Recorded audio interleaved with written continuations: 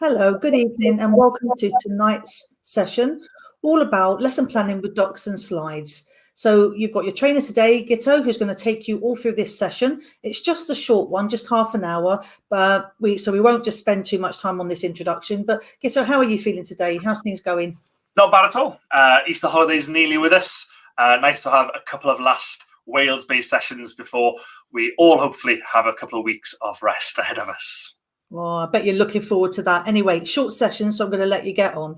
See yeah, you soon. Of course, from Wendy. Wendy's going to be with us in the back there. So first things first, before we delve in, this hopefully can be a bit of an interactive session. We have the YouTube chat on the side there. I think that Wendy's already given a quick welcome in there. She's going to be keeping an eye on that throughout the session right now. So if you do have any questions, please put them there. These sessions are always better if we get a chance to answer some of your questions along the way. I know that sometimes people have trouble accessing the YouTube live chat. If that's the case, you can't type in there. There's a link you can click on that's just been added to the chat now. Click on that, and that will take you to a document where you can write your own questions. If I actually bring that document up for just a second. Here we have it here. So this document is our Q&A. If you can't access the live chat, this document is in the link that Wendy just shared. There's a question and answer section on the bottom here. Please feel free to type in any questions there, and we'll keep an eye on that as well. Richard, hello. Certainly the live chat is working there. I can see Richard there giving us the hello. Off we go. First of all, my name is Gito, Google for Education Certified Innovator and Trainer. I'm also a primary school teacher up in Caerphilly County, teaching 1 day a week there now while I get to do this for the rest of the time. The session today, lesson planning. Not the most thrilling of subjects, not something that catches your eye maybe when you think of exciting ways to use new technology, but certainly an important part of our everyday lives as teachers. So the main focus of the session is going to be on how docs, slides, drive, how we get the sharing right there, first of all, our shared drives first, and then the different features that are in docs and slides that help us to collaborate and work together and create our lesson plans. Already mentioned the Q&A document. That's the order we're going to hit things in today, drive, docs, and slides. And let's start with drive itself and with shared drives specifically. Shared drives, I'm hoping by now that most of you who are using Google in your schools have become a little bit accustomed to shared drive, but there's a lot of little bit of settings that can really help you make better use of them. Let's delve into our Google Drive here for a second. There's not much in this one. This is a nice dummy drive that we have to use. And what I'm going to do is just zoom in a little bit, just so it fills. There we go. And it's all big on your screen there, easy for you to follow along. Our Google Drive is split into two main sections. You can see them on the left here, My Drive and Shared Drives. Originally, when a lot of schools in Wales started using Google Drive, the Shared Drives part was not there. It was an addition a couple of years ago now that they decided to add Shared Drives to Google. And the reason being, before Shared Drives, we had to use shared folders. So in My Drive, your area of Google Drive, people would be sharing folders with their team. So this example folder here, the one I've colored green, they'd be going there, clicking share and adding their whole team to that one folder. Totally fine, not a problem with doing that. There's still reasons why you might do it now even. Then they'd open that folder up and everyone in their team could add in their planning, their resources and stuff into this folder. There was, however, one or two big problems with working that way. Mainly, people lost documents. People deleted them, people moved them, and caused panics for others. For example, one teacher might come in here and go, oh, I need to tidy up this folder. Forgetting it was shared, grabbing something like this document and moving it to somewhere else in their drive. As soon as they did that, that document was no longer in this shared folder. Nobody else in your department or your school staff could find that document. The second problem was with deleting things. So if I was looking at this is me over here, if this was now a shared folder, not a shared drive, we'll come back to shared drives in just a second. But if this was a shared folder and I deleted that and moved it to the trash, what did it do if I wanted to find that again? Your common reaction would be to go, oh, I'll go into my bin. I'm sure it will be there. Maybe. Because when you deleted any document from a shared folder, it went into the bin of the person who first made that document. And that caused a lot of confusion because maybe I deleted it and maybe it went to Wendy's bin because she owned the document and I had no idea whose bin it went to. So suddenly I'm sending a message or an email to all the staff going, oh, I've just deleted this document. Can you all please check your bins to see where it is? Not an ideal situation. So we now have shared drives. Shared drives are separate from your own drive. So even though it's all here in the same Google Drive, it is separate. Things in shared drives are not technically in your drive. It's just you have access to them from the same page. The best way to explain a shared drive is to think of the school server. In your pre-Google days, you probably made daily use of the school server. You might have had a staff drive there, a school drive, a curriculum drive, and that's where you saved most of your collaborative stuff, your planning, your resources. That's the same type of idea for shared drive. So in our shared drive, I can right-click and I can create a new one. Once I create my new, let's call this one a drive for the geography department, let's say. So I create that drive, and the only person in it at the moment, you can see it says one person here, but this is now its own drive. I may have created it, and I'm the one who can add people to it, but the documents that goes in here do not belong to me.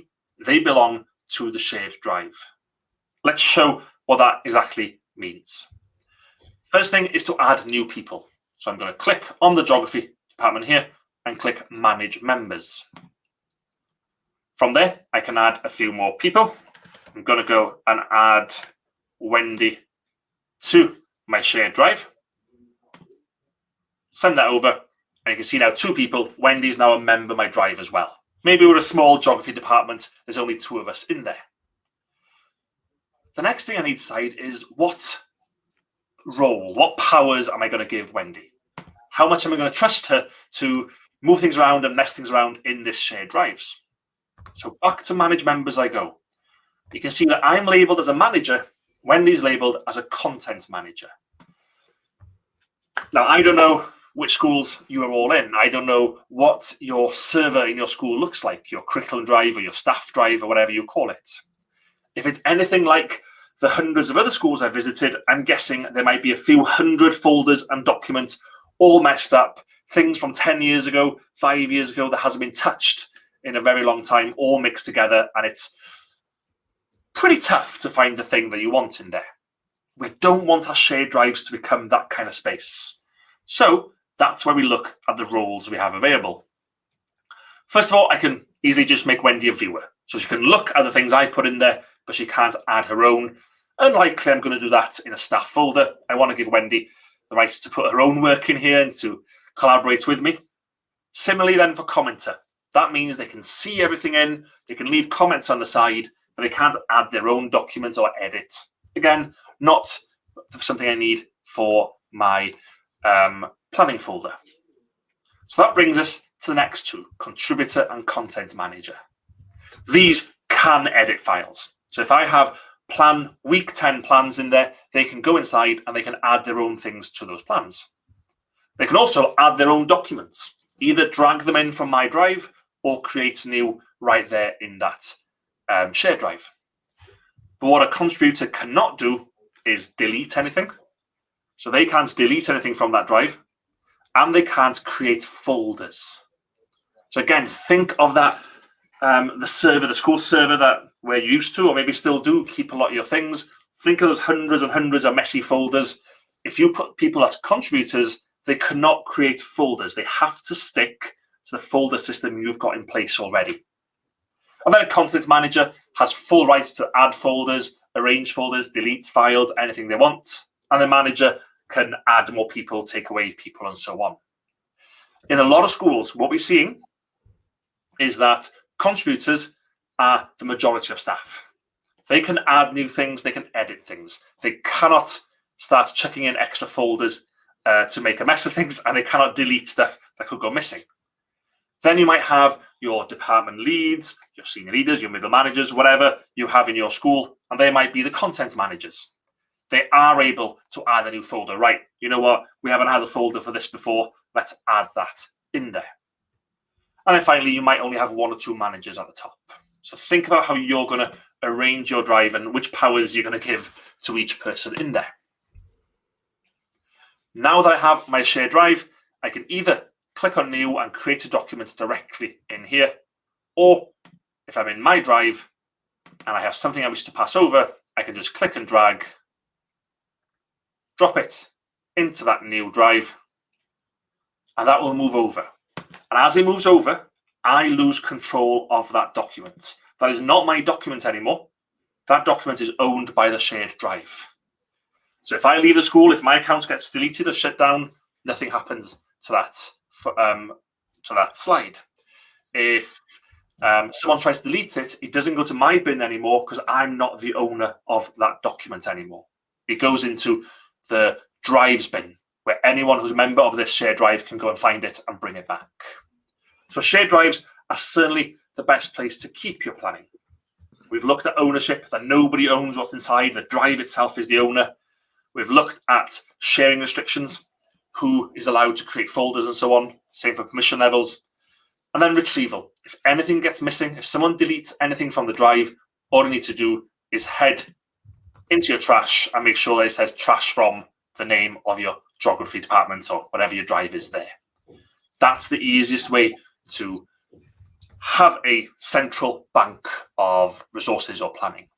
And you can have one for your department, one for the whole school staff, one for senior leaders. You can arrange however many shared drives that you want. And finally, you can also find things from the top here still. So even if I'm in my drive, if I'm searching in here, I'm looking for, was it postcards? I think it was. I'm still going to find it, even though it's not in my shared drive. The search looks across all of my drive and my shared drives at the same time. Hopefully that's got your head a little bit more around what you can and can't do in a shared drive. Oh, there is one more thing before I leave that behind us. A good tip there, by the way, at the bottom, that if you want to, just as I said, that there's those extra restrictions on moving things back and forth.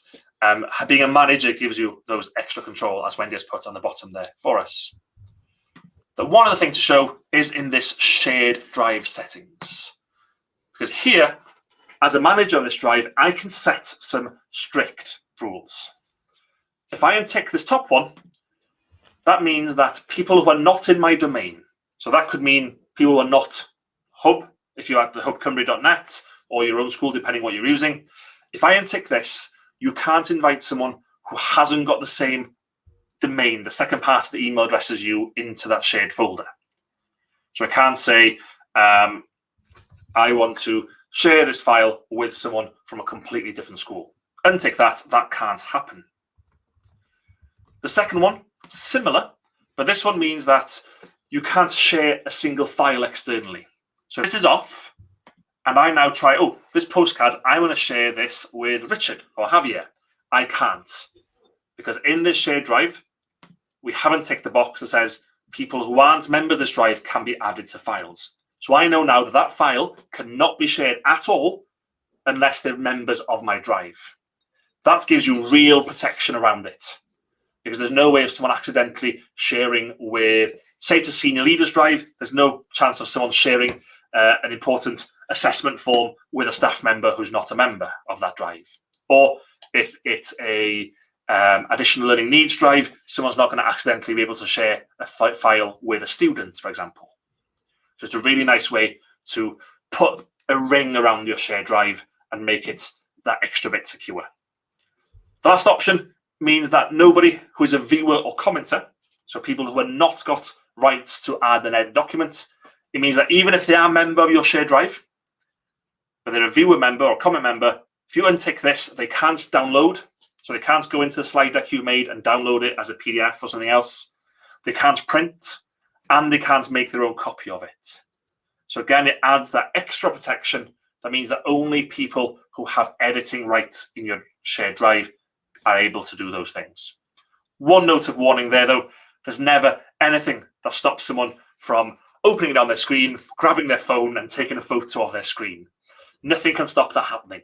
So even if you put all these levels of protections in there, basic life means that there's always a way that someone can snap a photo or something of those documents. But that's where you need to choose and trust the people you have in each drive and make sure you choose the appropriate people.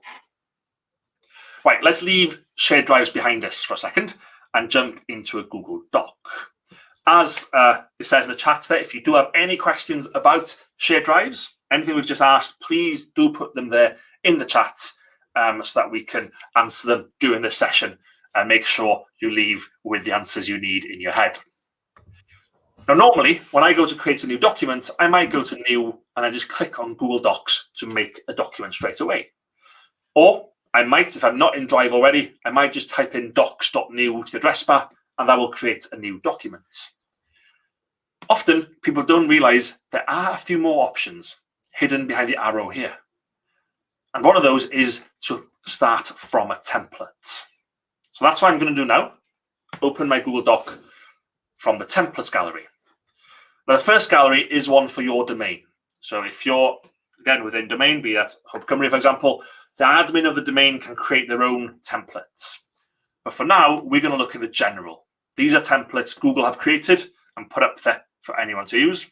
And as it happens, one of them is called a lesson plan. Let's open that one up. So it's now made a copy of that template for me that I can start playing around with already. But obviously, with your school, you might build your own template instead and have that as a template you want to share out. However, if you are in charge of your own domain, you can set that in the template gallery. If you just want a template to share without being in charge of your own domain, again, thinking like if you're a member of a hub, you can place it into a shared drive called templates and start from there, for example. Now that I have my templates, I might call this, we were geography, weren't we? So I'm going to call this volcanoes lesson. And then so on, going to build into there. There's a few extra tools within Docs that helps with that collaboration, the working together part. So first is version history. This is pretty well known by now, I hope. When you make any changes in a Google Doc, it saves straight away. There's no save button. So as soon as I type in, instead of summary here, I'm going to type in objective. Straight away, it says saving at the top here. You can see now it says save to drive. What I'm going to do, since there's a lot of different options on here, let's just make my mouse a bit bigger. There we go, much easier to follow now. So as I make any change to my document, it says saving at the top there. What that means, though, is you could make a mistake. And you could go, delete all that, and it saves on top, and you've lost that work. You could just undo, but what if you close the document down, and still that mistake is there, and you want to go back to an earlier version of the document? That's all possible. File, version history, see version history. Because in here is every version of this document that's ever been. In my old school, we had a document that was changed every day. It was news of the day, and every morning it was changed to reflect the news of that day. I could go back for the whole 2 years and look at what the documents looked at any given point during that time. So if someone makes a mistake, like I did here, first of all, it's in green. That's my name there, so that shows me that I made that mistake. Even if I'm collaborating, Wendy could go in and say, oh, Gito, that's who deleted all this work. Or I can go back to the previous version and say, I want to go back, so before I deleted, there we go. So before I deleted everything, restore this version. So if when you're sharing documents, someone does come and make a mess of your document, maybe they've forgotten the template and they wrote all over it, didn't make their own copy, you can always go back to a previous version. You can even, use the activity dashboard. That's the arrow in the top right corner here, the little squiggly arrow, which will show you who has seen this document and when they saw it. So if you do need to check who's been involved with the document, who's been in there, who's done any work on it, you can check the viewers here and make sure, oh yes, Wendy has seen this. That's fine. I was worried that I'd made those changes and she never saw them. I can see here she has come and looked inside. Since Wendy is in this document, she's part of my drive, so she has powers to come in to this document with me. I can now start leaving comments directly for Wendy. So I'm not too keen on this section here. I think this needs to be tidied up. So I'm going to highlight it, click the comments button, and I'm going to @ Wendy. There we go, @ Wendy Peskett. That tags her in this comment. Please, I'm going to be a bit passive aggressive here. Please rewrite this. I'm even going to assign it to her. That means that Wendy gets an email saying, Gito has assigned you a task in this document. When she comes up, she'll see a name here. She'll see that it's assigned to her, and she can go and work on that. Everyone else who's a member of this document can also see that comment. It's just making it clear this is for Wendy. Once Wendy's done, she's sorted out the changes, she can tick that button, and it lets me know that Wendy's done it, and that's gone away. Oh, I think Wendy brought it back then. Oh, she replied, okay, I'll have it done today. Take it away. The final thing to show quickly in Docs is the fact that you can research directly within there. So again, we're working together this plan. I got Wendy at home. I'm here. We're discussing the fact that we're not quite sure what materials we need for this experiment. Maybe we're doing a lava experiment with our volcanoes. So the bottom right is the Explore button. You can see here, it's a grey, I guess that's a speech bubble with a star inside. If we click on that one, I can search for, oh, sorry, I clicked the wrong button there. Let's go back where I was. I can search here for volcano experiment school. And here you go, perfect, step-by-step directions for making a volcano for school project. I can search in there, find what I want, and have a look in here to find out. Oh, let's close that one. I don't really want that noise, but you can search directly within documents, so you don't always have to open another tab. We'll come back to this searching in a document when we're looking at a slide in just a second. In fact, looking at our time, now might be a good idea to jump into a slide. So I'm going to go to New again. Same with slides. Click on that little arrow, search in a template. Go to Good General. So I'm getting the whole Google's gallery of templates. And again, right up there is the lesson plan option. So let's open that up. Few things first. You can set a theme on a Google slide. So when we go to add a new slide here, you can see that the blue runs through them all already. That's not always the case when you're creating a new slide. Normally they're blank and white. So clearly someone has made a theme for this. Very simple theme, just these blues. The way we do that is to go to slide and go to edit master. So editing the master means you can make your own theme. You can put your school colors here and they will run through every time someone starts a new slide. Down here, it will automatically have that theme to it. Just to take this slowly, we have the master theme at the top here, and then all the different types of slides below. If I edit the master, that will have an effect on all of the different types of slides. So on the master, if I say now the background is going to be, let's say, green, you'll see how that's affected all the different types of slide down here, all the slides I have already. If I'm adding any more slides in the future, they will have that green as well. Or I can just go and edit a type of slide. So if I want to edit this half and half type slide here and say just on this slide, I want a different color background because this is an important slide that I always want to stand out.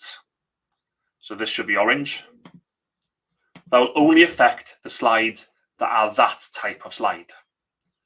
So first of all, you can use that theme to create it in your school colors, or probably more important, the type of formatting you want for your plan. So if your lesson plan is always going to look quite similar, maybe a table in there, maybe the same headings on the table, you can create that as a theme here. So you can say this one here is always going to be my table slide. So I'm going to add a table in there, make it as I want, and people can always use that then directly from the plus menu when they're in your lesson plan. Now I'm happy. I'm just going to close down this theming and we're back in. Now that I'm building out my plan, if I go, let's go over here, and instead of audience, maybe I'm going to have activities for my lesson, activity 1,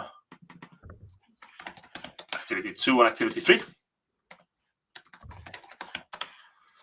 And down below, I'm going to have those activities in slides. So this here is going to be, I'm just going to put 1 now. Let's not waste our time by having me type the word activity in 3 times.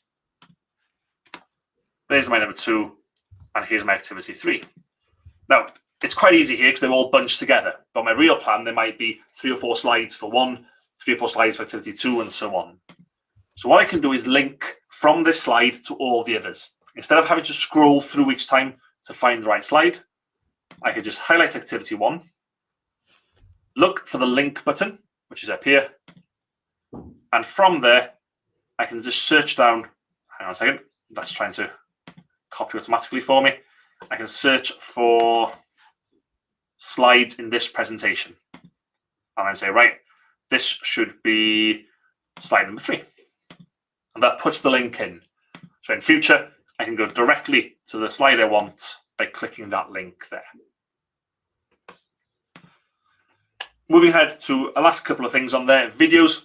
I often throw in videos as part of our planning, especially, again, when we're talking experiments or if we're doing an art type or a PE where there's a specific type of skill I want my students to copy. So I want to throw that video in. You can easily add them directly to your slides just by going to Insert Video. That will let you check through YouTube or through your own Google Drive. Let's say that we're looking again for volcano experiment school. And maybe I've found out that this is the one that I want. But I don't want the whole video because there's people talking at the start, all type of stuff that I don't need. So once I click on it, on the right side here, I can say this video should start at 32 seconds in, and I only want to keep going until 2 minutes and 10. Maybe that's the patch of the video that I want. So I can select that, and only that time will now play when I play that video. Final couple of things. Once I've done, this is it. This is my template. This is the one I want to keep using. How do I share this template so that others in my department can use it, but not right on top of it? 3 different ways of doing so. First of all, if I am an admin for our domain, or if the admin is someone in my school, I can ask them to set this as an option in the templates gallery.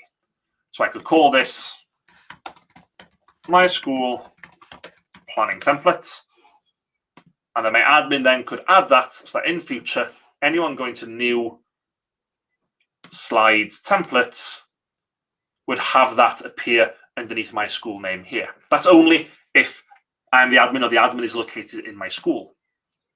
The second option is to use the shared drives.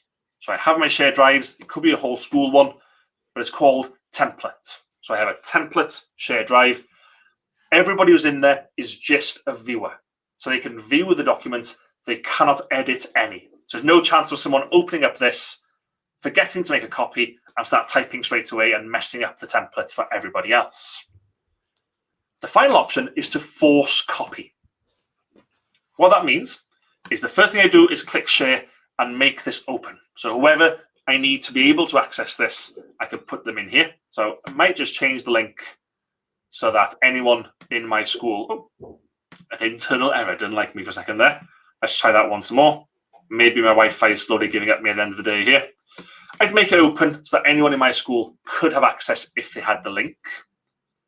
And then I'd go here, right to the top to look at this link. Anytime you have a Google Slides link, it's going to have a lot of random letters and numbers in there, but it's also going to have the word edit. You can see it right here in the middle. If I delete that word edit and everything after it, and instead type in copy, now I have a link that will force people to make a copy. So I can share this link in an email, on my school website, on whatever resource bank you have for your staff. And anyone who comes to this link would get this slide coming up here saying, would you like to make a copy? They don't get to even see my template until they click on make a copy and have their own copy ready to go. So whichever way you share it, make sure that you've got to lock down your template so that nobody else can come and type all over it as you go along. And the final tip, it is time for us to finish.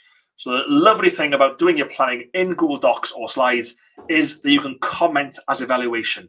So the lesson's finished, you want to evaluate, I'll just highlight what you did, click comment and write in here, this activity went well.